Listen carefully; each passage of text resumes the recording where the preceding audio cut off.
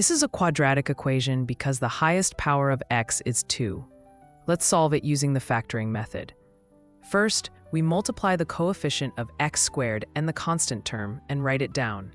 Next, we copy the coefficient of x. Here comes the important step. Give your full attention. We need two numbers that give 10 when multiplied and give 7 when added. Let's try. 1 times 10, which gives 11 when added. 2 times 5, which gives 7 when added. What do you think? Which pair should we use? ... You got it. It is 2 multiplied by 5 because it gives 10 when multiplied and gives 7 when added. Can we write 7x as 5x plus 2x? Of course, yes.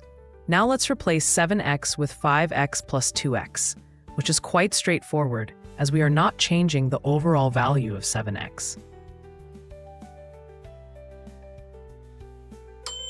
Now, we group the first two terms and the last two terms and take out the common factors. From the first group, we take x common, leaving x plus 5. From the second group, we take 2 common, leaving x plus 5. Now, since x plus 5 is common in both groups, we take it out again. The remaining factor is x plus 2.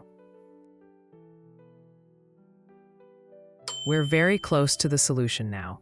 Two terms, x plus 5 and x plus 2, are multiplying to give 0, which means either the first term is 0 or the second term is 0.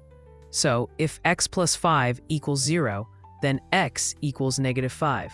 If x plus 2 equals 0, then x equals negative 2. Hence, the solutions of this equation are x equals negative 5 and x equals negative 2. That's all for now. Thanks for watching.